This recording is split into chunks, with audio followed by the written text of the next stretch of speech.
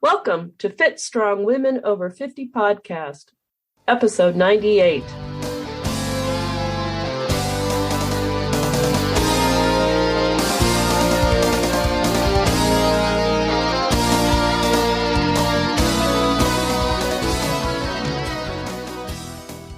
Hi, I'm Chris. Thank you for joining us. And I'm Jill. Chris and I are the co-hosts of this podcast and the founders of the Becoming Ellie community. If you're wondering who Ellie is, she was the Norse goddess of aging. Thor was challenged to wrestle her, and of course he thought he'd win. Everyone thought he'd win, but Ellie defeated Thor. Yay for Ellie. Jill and I thought we'd like to become like Ellie, fit and strong. You can find out more at our website, becomingellie.com, and that's Ellie. Happy New Year, Chris. It's hard to believe that it's already 2022. Yes, Happy New Year to you too, Jill. You know what a new year means, right?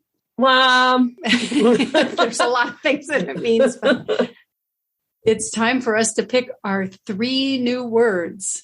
Well, yeah. I always enjoyed doing this, and it's a lot better than making New Year's resolutions. Right. I kind of pull it together. You know, Jill and I have been picking 3 words for a good number of years right now. And sometimes they're kind of New Year's resolutions for me. And then other times it's just something I want to focus on, you know. It's sort of like, you know how they talk about putting intentions out there and that those things will happen, that if you say you're going to do it. Mm-hmm. That to me is sort of what these words are. They're things that what I'm hoping to focus on in some general way in the new year. Right. Yeah, they're not resolutions as in I'm going to do 50 push-ups a day. Well, that's really specific for me because, you know, I find it hard to do anything that's super specific unless it's something like, oh, I'll have a cup of coffee when I wake up, you know, something that's not new. Well, you know, some people have resolutions like I'm going to lose 10 pounds or I'm going to walk, you know, I walk my 10,000 steps every single day. Mm-hmm. And I oftentimes forget about those resolutions. Right.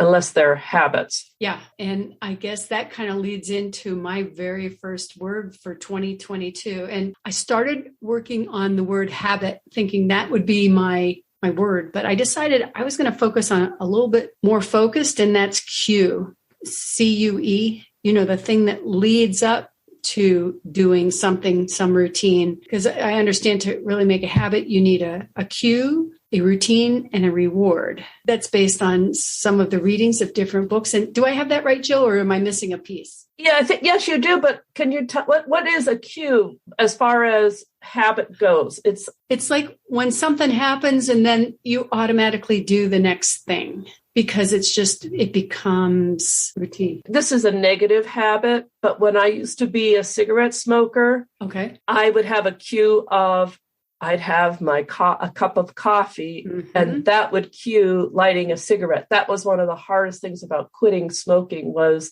all of those cues. Right, because there's a lot of cues in that case. Right? Yes, but so that's what a cue is. So for you...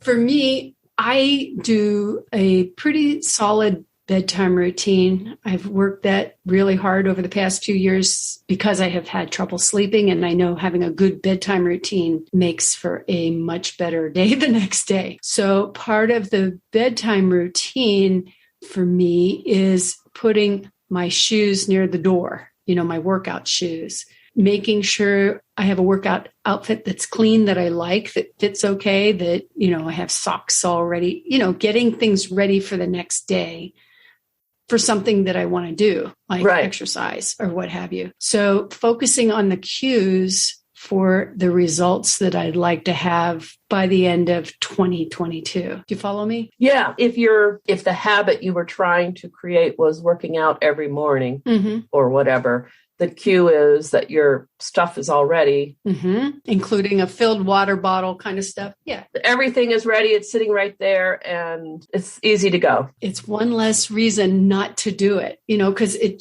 makes it easy because it's like the next step is easy the night before.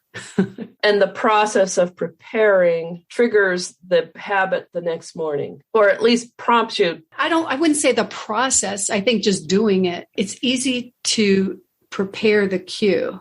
Easy to do that for me if I do it the night before. But in the morning, if I have to struggle and go find my clothes and go do this and, oh, that shirt's not clean and, then it just gives my mind more hurdles to jump over. Whereas if I have certain cues that I want to have happen, if I can prep those ahead of time, it just makes the habit so much easier. Okay. And we have certainly talked in the past about how something being a habit is actually better or makes it more likely to happen than relying on motivation. Oh yeah. My motivation is down in the dumps some days. I mean, there's just, I can't rely on that, and I know discipline is a big thing, but sometimes I just feel very contrary.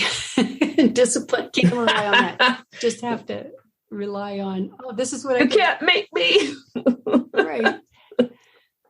Exactly. So if it's habit, you don't even think about it. Exactly. And the first step of a habit is a cue. So that's my first word of 2022. Wow. Okay. I like it. My first word for 2022 is bravery. Oh man, that's a big one. That's a solid word. Yeah, that's a big one. Well, I really thought about, it's so easy to sort of hold yourself back from doing things, trying things. See, I don't picture you that way at all. I picture you as very brave.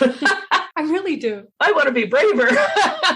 Well, yeah. So well, maybe it's not that I need to be more brave. I just need to trust that my instincts on going, I end up doing a lot of things, I feel like, alone.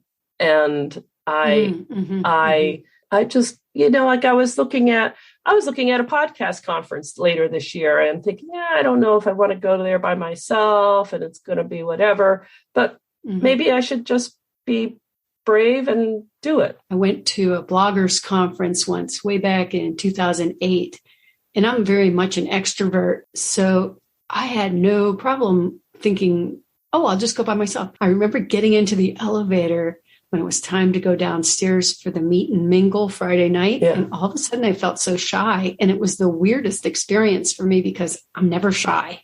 But I mean, I can point to that one time in 2008 where I felt very shy because I didn't know anyone in the room. Right. And so I was just thinking about this, and then you get in your head, I started thinking, I'll probably be the oldest person there. I'll be a woman and not a young woman. And everyone else will be guys.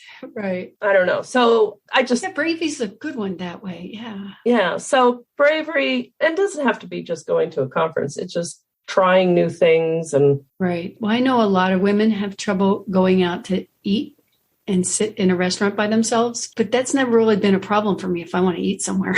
When I was much younger, I don't know, in my 20s or 30s, it was probably in my 20s because it was before I was married. I came up with this list of all these things I would do by myself so that I would never feel like I couldn't do something by myself because I had already done it. Mm-hmm. And sometimes I look back at these things like, who comes up with a task like that? But at any rate, so I checked them all off. I went to dinner by myself. I went to a movie by myself. I went to whatever I could think of to go to by myself. Mm-hmm.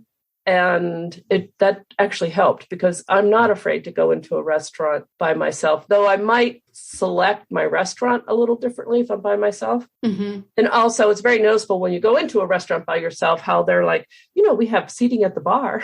Yeah. Well, it seems less intimidating now that we have phones because, for instance, if you go to a doctor's office, they'll have a little sign there, no cell phones, or turn off your cell phone. Meanwhile, you look around the waiting room, everyone's nose is sitting in their cell phone, either playing a game or sending an email, or most people aren't talking on a phone, but right. They're scrolling through Facebook or. Yeah. But I think bravery is a really good one. And it reminds me of a word that I had several years ago called resilience.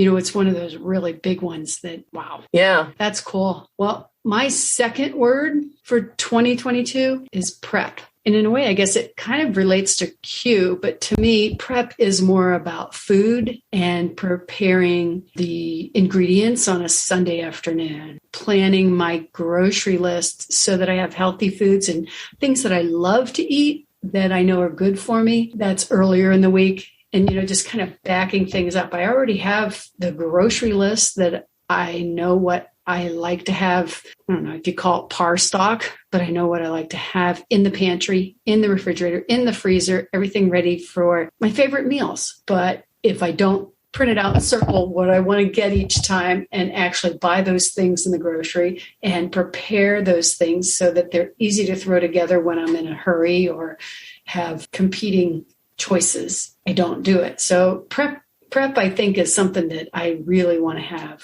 as a keyword. That's good. It's interesting, though, just like you said, it's sort of related to Q in that both of those words are about preparing the actions before what something happens, the things necessary to achieve a goal, right, of some sort. Right.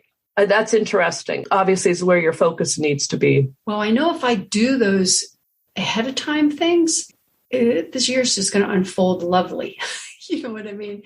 Yeah. I struggle with food prep. So yeah, it's one of those, I'm not in the mood. I'm not motivated. It's not a big deal. But if I can tie it to, something else like the Q and do my prep as soon as I get home from the grocery store or have a certain time of day, certain day of the week, it just makes life so much easier.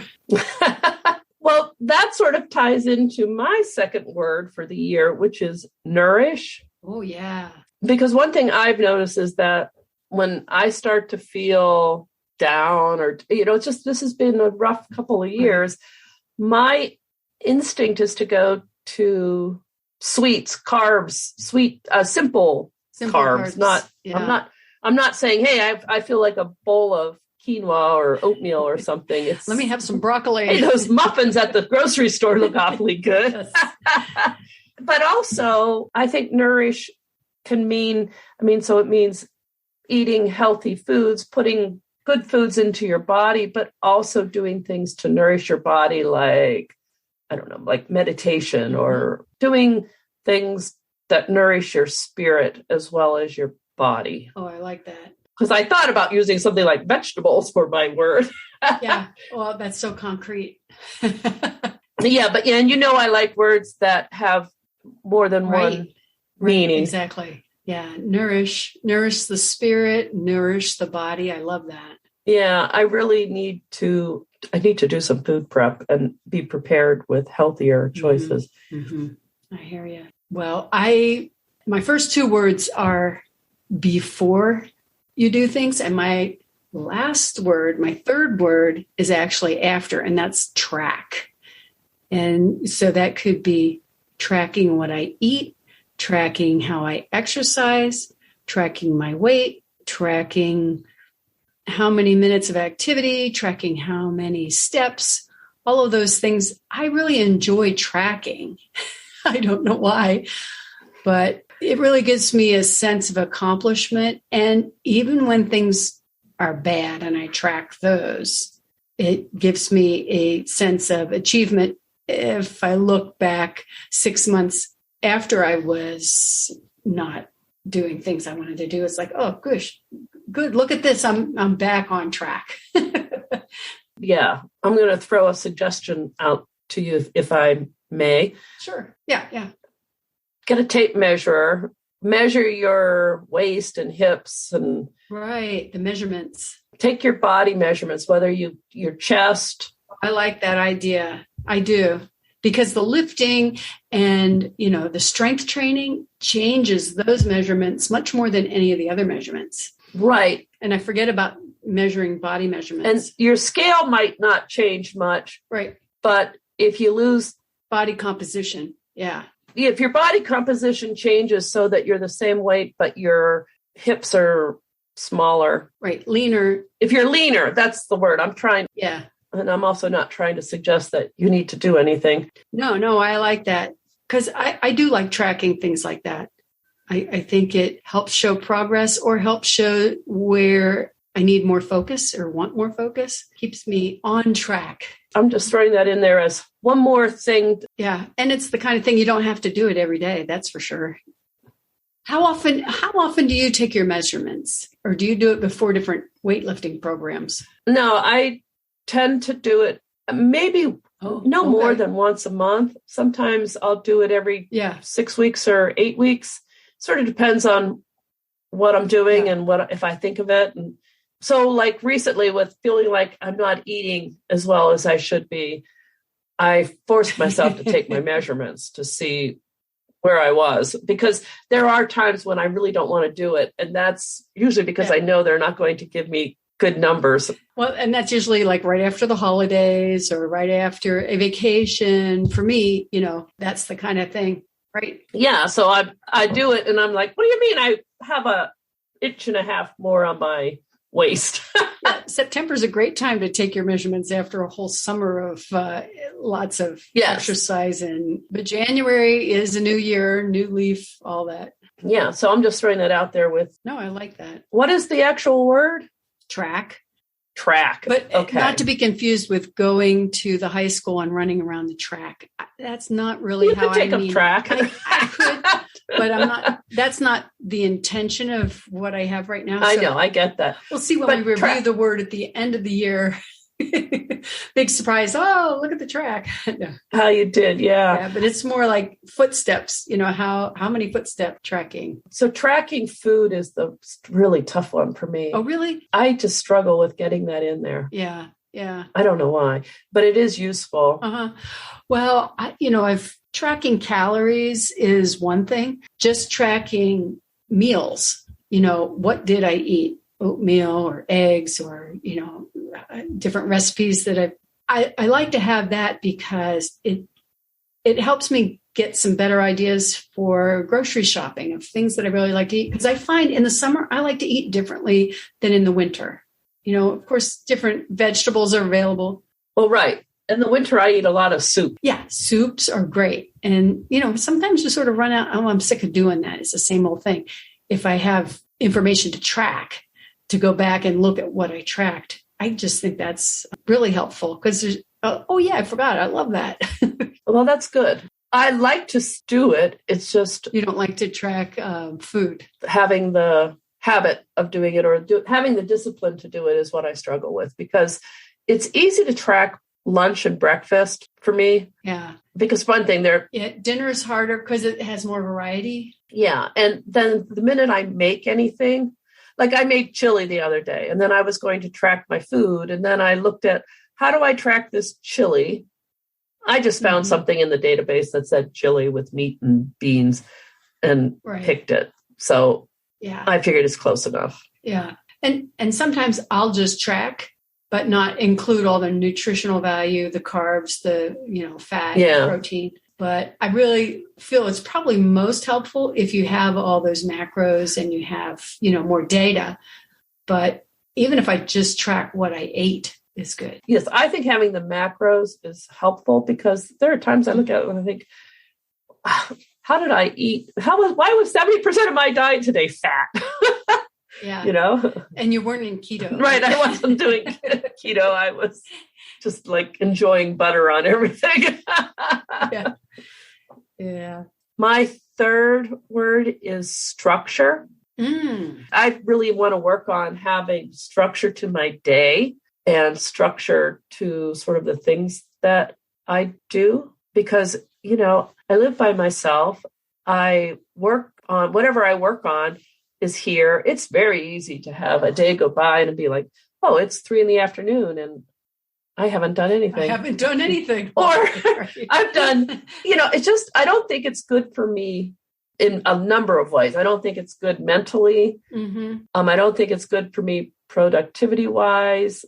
I really need to focus on structure. I think mental health, physical health, everything improves if I have a bit more structure in my life. There's also the whole, if I want to improve if I want to do running, having structure to what I am doing to get better at it helps a lot more than just sort of randomly saying, oh, I think I'll go out and run today and I'll run whatever I feel like. And, the first mile, I think, oh, maybe I'll run a mile and a half. And I find that I notice that when I actually have a plan and some structure to that training, I do better. Yeah, I can understand that. I like that word. Yeah, looking at your words, I'm thinking, man, maybe I should adopt those as well. But then I think 6 words is all of a sudden I'm not as focused as I thought I was going to be. Yes. There's nothing that says you can't have more than 3 words or fewer than 3 words. True. Do you want to add any more words to your list? Oh, I think I have enough words right now. Okay. Cue, prep, track. That's me for 2022. All right. And mine are bravery, nourish, and structure. I wonder if anybody else who's listening does 3 words. Or 1 word. I know some people who just pick 1 word for their year. Oh, yeah. I saw somebody on Facebook who said their word for the year was going to be explore. Yeah. I was like, oh, that's a good word. Yeah, it is. That's a word like bravery. Yeah. Big. But if you are listening and you happen to choose 3 words, 4 words, 1 word, anything, share that with us. We'd love to hear what you're planning for this coming year. Yes. You can post something at our website, becomingellie.com. And don't forget that Ellie is spelled ELLI. You could also find us at Facebook, Instagram, Pinterest, Twitter, and YouTube. And if you prefer, you can leave us a voicemail message. And our phone number is 330-970-6662. Yeah, I'd love to get some voicemail from people. Yeah. Tell us your words and then a little bit of background about the word too, so that we don't misunderstand. Yeah, that would be great. Yeah. It was great talking with you, Chris. Good luck with your goals for the year. Same to you, Jill. Looking forward to hearing from you next time at Fit Strong Women Over 50 podcast. I'm looking forward to it too. Bye. Bye-bye.